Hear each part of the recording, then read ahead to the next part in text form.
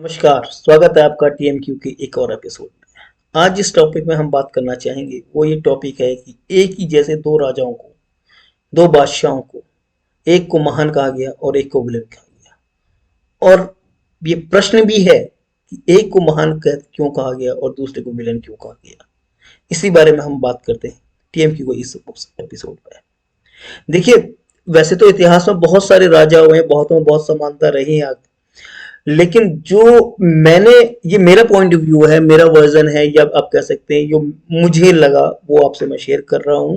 और मैं चाहूंगा कि आप इसमें अपना भी point of view comment box में डालें और बताएं कि जब दोनों महान थे तो एक को महान, सॉरी, दोनों जब एक जैसे थे, दोनों की कहानी एक जैसी है, फिर क्यों एक को महान कहा जाता है और एक को विलन क्यों कहा जाता है भारतीय इतिहास की किताबों में।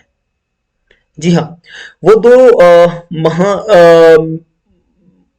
महान, एक को जैसे कि हमारी किताब में कहा जाता है और एक को विलन, वो दो राजा हैं।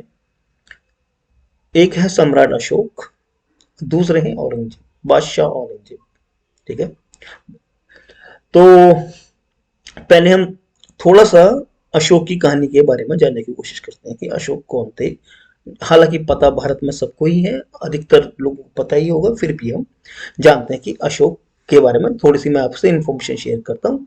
अगर मैं कुछ इसमें छूट जाए तो प्लीज आप कमेंट बॉक्स में बताइएगा मेरे को, मेरी भी नॉलेज ऐड ऑन हो जाएगी। मैं अपने पॉइंट ऑफ व्यू से जितना मुझे पता है, अशोक एक राजा के बेटे थे। उनके बहुत सारे भाई थे। उनके जब उन सारे भाइयों में आपस में लड़ाई हुई थ्रोन के लिए, गद्दी के लिए, अंत में अशोक जीतते हैं और अशोक को गद्दी मिलती है।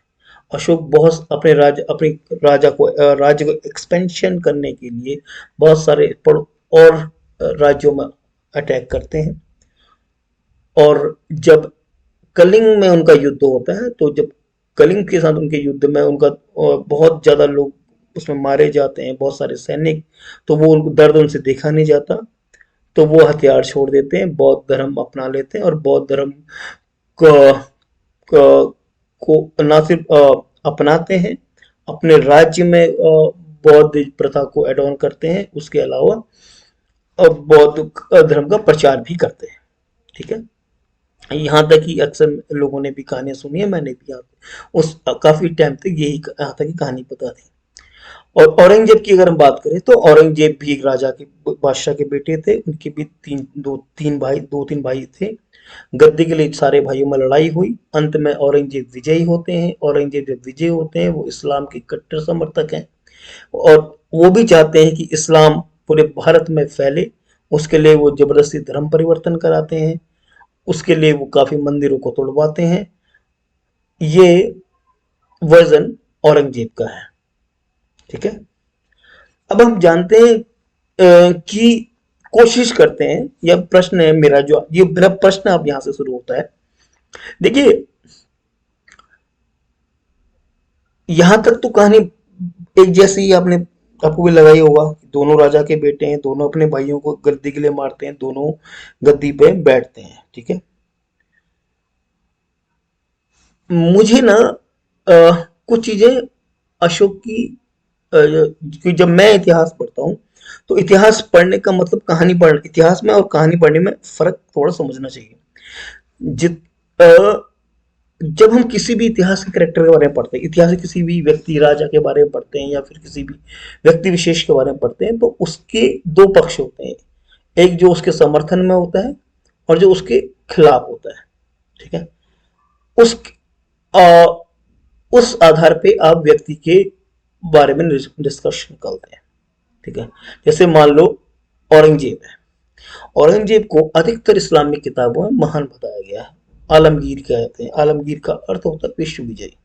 ठीक है, बहुत बड़ा दर्जा दिया अक्सर, हर किताब में अधिकतर मैंने देखा है इस्लामिक बुक्स में, मुस्लिम बुक्स में औरंगजेब को काफी ऊंचा दर्जा दिया जाता है। उसके उलट जब हिंदू टेक्स्ट बुक्स आती है, हिंदी टेक्स्ट बुक में उसको उनको एज ए विलन पोर्ट्रे किया जाता है। ठीक है, अब अशोक की जहां तक बात है, अशोक के बारे में जो भी कुछ इंफॉर्मेशन प्राप्त होती है ना, वो होती है बौद्धिक टेक्स्ट बुक से। अब बौद्धिक टेक्स्ट बुक में उनको महान पोर्ट्रे किया जाता है। लेकिन जो उसके सिमिलर अदर लैंग्वेजेस हैं उनमें अशोक के बारे में बहुत कुछ नहीं लिखा गया। जो हमें एक अक्सर कहानी सुनाई जाती है, कलिंग युद्ध के बाद अशोक ने धर्म परिवर्तन किया, उन्होंने बौद्ध धर्म अपनाया, कई बुक्स में ऐसा नहीं लिखा गया। कई बुक्स में लिखा गया, उन्होंने बौद्ध धर्म तो बहुत पहले उनको वो फॉलो, बौद्धिज्म को फॉलो करने लग गए थे, ठीक है, कलिंग युद्ध से पहले ही फॉलो करने लग गए थे, ठीक है। और उसके बाद की बहुत सारी बुक्स में ये भी लिखा गया है कि बिकॉज अशोक ने क्योंकि बौद्धिज्म अपना लिया था और वो राजा थे, वो बहुत सारे बौद्ध भिक्षु को कंपेरेटिवली अदर रिलीजन, उस वक्त मैक्सिमम हिंदू धर्म ही था, हिंदू धर्म के मुकाबले ज्यादा प्रेफरेंस देते थे, प्रचार खुद भी करते थे, बौद्ध को जमीनें देते थे बौद्ध मठ्स के लिए, है ना। और औरंगजेब भी तो काफी हद तक ऐसा ही करता था, ठीक है, क्योंकि औरंगजेब की कहानी अभी रिसेंट 300 साल पुरानी है, तो हम कहते हैं कि उसने लोगों को जबरदस्ती, एक वर्जन है, जो दूसरा वर्जन ये है कि जबरदस्ती लोगों को धर्म परिवर्तन कराया। बट जबकि कुछ ऐसी भी टेक्स्ट बुक हैं जो कहते हैं कि नहीं, वो लोग परेशान थे, इसलिए उन्होंने औरंगजेब ने उनको जमीन दी, इसलिए खुश होकर उन्होंने जमीन दी, जायदाद दी, इस्लाम की तरफ लेके, जो भी वर्जन है, बट बोथ साइड, औरंगजेब के बारे में कहते हैं दोनों तरफ के वर्जन है। ये आपको देखना है कि आप टेबल के किस तरफ बैठे हो, उस बेस पे आप उसे जैसे मर्जी देखना चाहे, ठीक है। पर जब कहानी सेम है अशोक की भी, भाई देखो अशोक राजा था, और राजा जब किसी चीज को खुद फॉलो करता है तो प्रजा तो ऑटोमेटिकली फॉलो करना शुरू कर देती है ना।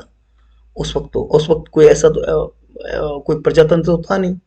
आज की डेट में अगर मोदी जी कुछ करते हैं तो पूरा भारत उसको फॉलो करता है, मैक्सिमम भारत, पूरा तो नहीं कहूं, एक मेजर पॉपुलेशन उसे फॉलो करती है।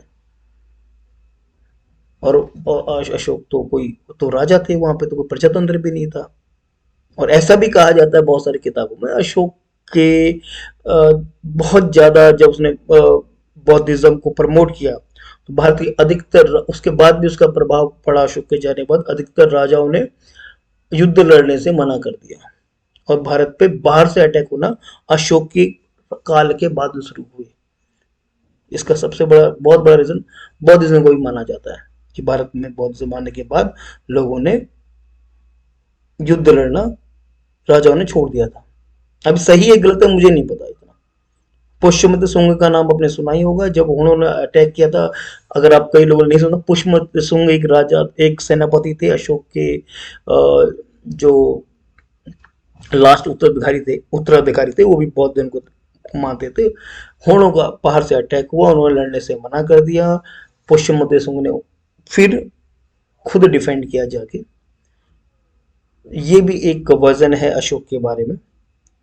और सिमिलरली एक वर्जन है औरंगजेब के बारे में, जो मैंने आपसे शेयर किया कि सिमिलरिटी दोनों में है काफी हद तक। फिर क्यों एक को महान कहते हैं और एक को विलन माना जाता है। इसके अलावा मैं यहाँ पे एक और चीज ऐड करना चाहूंगा कि अक्सर ये सिर्फ दो चरित्र करेक्टर के बारे में आपसे डिस्कस करने का मेरा मोटिव नहीं है। हम जब भी कोई इंफॉर्मेशन लेते हैं बाहर से ना, किसी भी, तो हम इस बेस पे ले लेते हैं कि टेबल की साइड है। मैंने अक्सर दो लोगों को बहस करते हुए देखा किसी भी बहुत सारे मामलों में, कि फॉर एग्जांपल कोई नेहरू पे बात कर रहा है ना, जवाहरलाल नेहरू जी हमारे देश के पहले प्रधानमंत्री थे, उनके बारे में दोनों तरह के वर्जन है ना। एक साइड जो कहती है कि वो महान थे, उनसे ज्यादा महान, उनसे बड़ा प्रधानमंत्री भारत में आज तक नहीं हुआ, बहुत सारी किताबें उनके बारे में लिखी, उनकी महानता के बारे में, आपको ऐसा लगेगा कि जैसे उनसे महान तो भारत में कोई पैदा ही नहीं हुआ, ठीक है, वो इतने महान थे। दूसरी तरफ एक और साइड है जो उनके बारे में लिखती है कि उनसे ज्यादा वर्स्ट प्राइम मिनिस्टर भारत में कोई नहीं हुआ, इतनी गलतियां की हैं कि वो डिजर्व नहीं करते थे प्राइम मिनिस्टर बनने के लिए, ठीक है। अब दो लोग बहस कर रहे हैं, एक ने एक किताब पढ़ी, दूसरे दूसरी किताब पढ़ी, दोनों लड़ रहे हैं, है ना।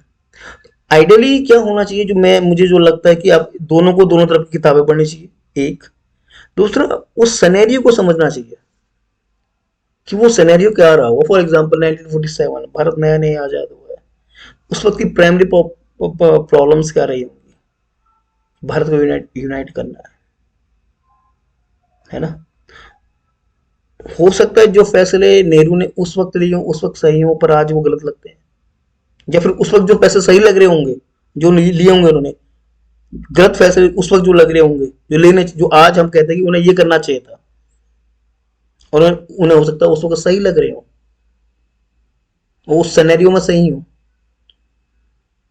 ये दोनों दोनों फैसलों के लिए हो सकता है ना। तो ये डिपेंड करता है कि आप टेबल के किस तरफ, एक दूसरा उस इंफॉर्मेशन को लेना कैसे चाहते हो, या आप उसको कितना ऑथेंटिक वे में सोच के लेते हो। ये मेरा डिस्कशन था, थोड़ा सा मैंने कहा इस बात पे डिस्कस करें, कि शेयर करूं मैं अपना पॉइंट व्यू। काफ़ी दिनों से मैं इस प्रश्न का जो मैंने कहा कि चल रहा है मेरे दिमाग में, कि एक महान था और दूसरा महान क्यों नहीं था। कृपया मेरी नॉलेज भी बढ़ाइए और मुझे कमेंट बॉक्स में बताइए मुझे कि आपका क्या पॉइंट व्यू है, और आप कैसे इस चीज़ को लेते हैं। धन्यवाद। अगले एपिसोड में फिर किसी और टॉपिक पे बात करेंगे। अभी के लिए शुभ रात्रि।